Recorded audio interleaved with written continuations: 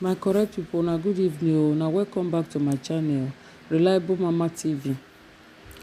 Make una gather here o, make una come lis ten to wetin dey happen for Nigeria. Inec chairman don serve Tinubu hot breakfast e serve abi na hot lunch. E don serve am hot lunch. Make una come gather here, make una come lis ten to the tori. E don happen. E don happen. All thing wey serve am, him think say him dey fair dey rig election. No know say this one choke am. E choke Tinubu for neck. He must return that certificate. He must return am o. That certificate, he must return am. Nadeco dey tell am now say he must return that certificate because no be him win that election. He rigged the election. This one never reach him turn. He rigged the election. So una hear am from Nadeco mouth, no be my mouth na one hear am. Abeg una subscribe to my YouTube channel, like and share. Over the next several weeks regarding the recently held presidential election in Nigeria. For those who are not quite familiar with Nadeco, I'll give you a little bit about the group. The National Democratic Coalition, for short, Nadeco, is Nigeria's premier and foremost pro-democracy group based here in Washington, D.C. It was initially registered in Nigeria in 1994 by a group of very prominent politicians and pro-democracy campaigners who needed a platform to fight the military regime of the infamous dictator General Sani Abacha after he took power through a military coup in November 1993 and reneged on his promises to hold elections and return Nigeria to democracy, as was its birthright since obtaining freedom from British colonial rule on October 1, 1960. Sorry about that. A broad-based coalition transcending ethnic and religious lines was formed, which later gave birth to Nadeco in Nigeria. No sooner had Nadeco begun a peaceful resistance against the then military leader, General Sani Abacha, started to assassinate and jail its members. In order to save their lives, several of Nadeco members fled into exile to neighboring African countries, the United Kingdom, the United States, and Canada. In 1995, those Nadeco members who fled from Nigeria got together and registered a new Nadeco in the United States. Since 1995, when Nadeco was registered here in the US, it has continued to push for good governance and credible elections in Nigeria. Nadeco alleges that the election results pronounced by the Independent National Electoral Commission, Inec, on February 25 through 26, 2023, are fundamentally at odds with Nigerian election laws and constitute a wholesale disenfranchisement of Nigerian voters caused by the pervasive rot of Nigeria's increasingly kleptocratic political structure. Nadeco demands that INEC draw back its curtains to let the full light of truth prove the transparency and veracity of the 2023 electoral process. It is without question that nearly all of the electoral reforms implemented to safeguard the 2023 Nigerian elections have been savaged by INEC and scattered to the winds of tyranny. It is beyond debate that initial investigation into the 2023 Nigerian presidential election discloses that Nigeria's most recent election is the polar opposite of transparency, fairness, and electoral integrity. This election was polluted by blatant bribery and widespread corruption. Even INEC itself has admitted to its abject failures to comply with the requisite transparency laws mandating real-time electronic transmission of election results from the polling units to the public, instead opting to cloak the electronic results in darkness before emerging with a declared rather than proved winner who is presently incapable of being fully embraced by the world. The Inec action clearly constitutes negligence per se and electoral fraud, as it violated the very statutory provisions and guidelines that are designed to protect against the type of fraud caused by its failure to transmit the results in real time. The people of Nigeria are supposed to be the ones the statute is designed to protect. Instead, they have found themselves at the receiving end of the resulting gross injustice. Nadeco maintains that the 2023 presidential election long history of trying to do the right thing and keep democracy safe, restore democracy, and restore the rule of law. And the primary question I think that should be asked, most of the people here in the audience know this, is why should we care about Nigeria? Why should the United States care about Nigeria? Why should the international community care about Nigeria? What would you say if I told you that there was a country that has arguably the world's oldest democracy with full participation of all of its members? What would you say if I told you that there is a country where a group of people has the oldest written constitution featuring guarantees for individual freedom and due process in the world? What would you say if I told you there was a country that featured full participation of women in its political system, both to vote and to govern? And they started doing this when Europe was in the Dark Ages, in the 800s. What would you say if I told you there was a country that is consistently in the top 10 of oil-producing nations since the 1980s? What would you say if I told you this same country has never been openly antagonistic or antagonistic to the United States, has never been an enemy of the United States, in fact, has never been an enemy of the West? What would you say if I told you this very same country has the greatest number of doctors living in the United States of America per capita than any other nation in the world? More than England, more than Russia, more than Germany. What would you say if I told you that 29% of the immigrants from this country over the age of 25 hold a graduate degree, when you compare that to 11% of the population of the United States over the age of 25 holding a graduate degree? This country has almost 3 times more people holding graduate degrees here in the United States, contributing to our economy and our well-being and our security. What would you say if I told you the same country has 45% people, the immigrants that live here, the diaspora, in education services, and most are professors at top universities? What would you say if I told you the same country I'm talking about has they're entering the medical fields and the technological fields in a rapidly expanding rate? They're increasing the U.S. economy. They are entrepreneurs. They are making America better, building tech companies in the United States to help the people back home. Would anybody be able to guess that country was in Africa? Would anybody be able to guess that country is Nigeria? Because it is.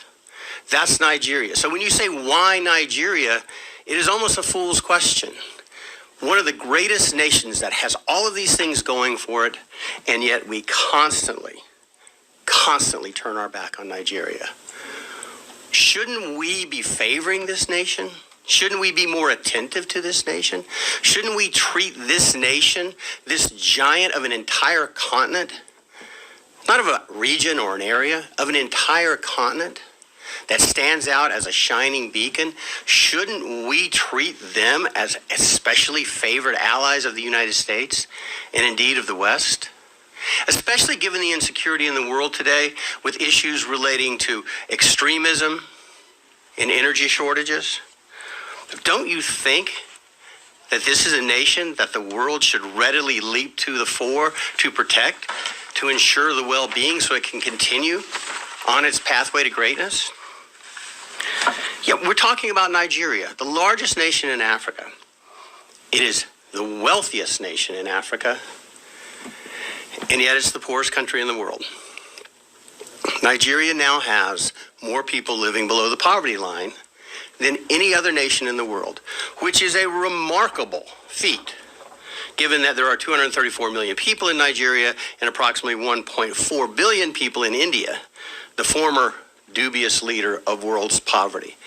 How can we let that happen? How can we turn our back? How is that possible? Nigeria is also the site of the largest genocidal slaughter the world has seen since World War II. And yet nobody wants to talk about it. Nobody wants to do anything about it. I am here very proud to be involved with Nadeco because Nadeco wants to do something about that. Something is very, very, very wrong. And it starts with the ability to choose your leaders in full, open, and fair elections. Nigeria has descended into a kleptocracy. And what that means is theft is the coin of the realm. Not due process, not laws, not fundamental fairness, not the pursuit of happiness, not freedom, not family, not religion, not work, not prosperity, but who can steal the most first and go back and steal some more. And that is something that I believe the Nigerian people can solve on their own, but they're going to have the help. We cannot continue to turn our back on Nigeria. The international ramifications or aspects are very clear. Article 25 of the International Convention on Civil and Political Rights, which was adopted in 1966, became law and active in 1976, was adopted by the United States in 1992 and by Nigeria, fully adopted, says that every citizen shall have the right and the opportunity, without any of the distinctions mentioned in Article 2 and without unreasonable restrictions, to take part in the conduct of public affairs directly or through freely chosen representatives, and to vote. This treaty signed by Nigeria and by the United States, and by the way, in the United States, when we sign a treaty, it becomes the law of the land with certain restrictions. So the United States has to comply with this. Nigeria has to comply with this international edict. It is as fundamental as any human right. And let me quote the UN, the Covenant 25 says, to vote and to be elected at genuine periodic elections, which shall be by universal and equal suffrage and shall be held by secret ballot, guaranteeing the free expression of the will of the electors. That's why this is important. We have a violation of international law that rises to a violation of human rights, and we all know the human rights violations that follow. And it's by a nation that we should hold in special favor, we should hold more closely, that we should take better care of.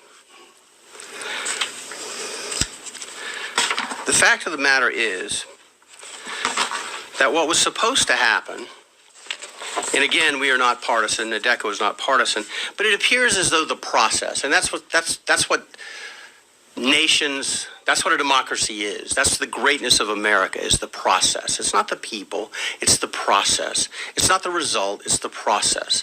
How our government works, how our elections work. And the process of this election in the 2023 Nigerian presidential elections appears to be fundamentally flawed. We believe, Nadeco believes, that the February 25 to 26, 2023 election, the results, the hasty announcement of the results, are fundamentally at odds with the Nigerian election laws. And as Dr. Ogebi said very clearly, they didn't just violate rules, they violated their own laws. Inec glorified their efforts to make this the cleanest, the purest, the most transparent and fair election in Nigerian history, in African history. And yet, they violated every single fundamental tenet in every single law.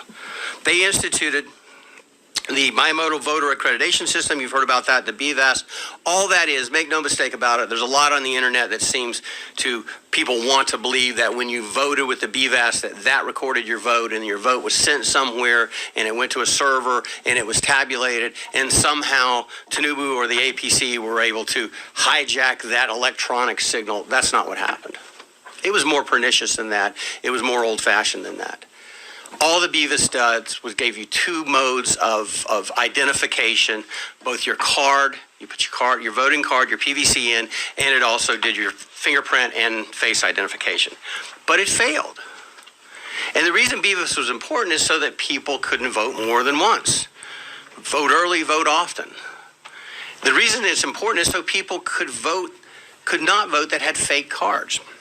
And on the issue of the PVC cards, Inec announced, this is Inec themselves, said that there were 87.2 million PVC cards collected. That was out of 93 million registered voters. So approximately 6 million people were registered. They just didn't bother to get their voting card. No one knows why. It just happens. But what's fascinating is, if you consider it true that 87.2 million people had PVC voting cards and could have voted, the declared winner of this election received 8.7 million votes. Now, out of 87 million, the math's not real hard. That means that Mr. Tinubu got 10% of the vote. He will be ruling the wealthiest economy in Africa with a mandate of 10% of the population. That's extraordinary. Something is seriously wrong. Something is seriously wrong. Additionally, we believe that what has to happen and why we're here today, and Nadeco is leading the charge, we believe that Inec has to prove itself. It has to prove the results it announced were true and were real. There are 176,600 polling stations. That's a lot of polling stations. Inec's rules required each polling station to collect the votes, count the votes, and they do it the old-fashioned way. They get the paper votes, they count them. They put them in stacks for each of the primary candidates. They were to gather those results, publish the local results, and then transmit the results, and ultimately they would go to Abuja and be certified. Well, what happened was they published some of the results early on, and then they took them down. And so what they have is something that looks a little bit like this, scribbling, when it used to look like this, where it was written. Someone didn't like the results. That's what appears to have happened. Dr. Ogebe observed it happening. So what we have is vote rigging, vote buying, and bribery. So despite Inec's efforts, nothing good happened. And we're back to the same old thing, the same old efforts. So what do we do? What do we do in the United States? What do we do as members of the diaspora? What do we do as international attorneys or international law folks? What do we do to ensure democracy can thrive? That the promise of 1960 can become true again, hopefully. Well, we are asking that Inec throw open the curtains and let the full light of truth come in to prove the transparency and the veracity of the results they've announced. If the results are true, they should be able to prove it. It is absolutely not extraordinary to ask them to prove it. Show me your math.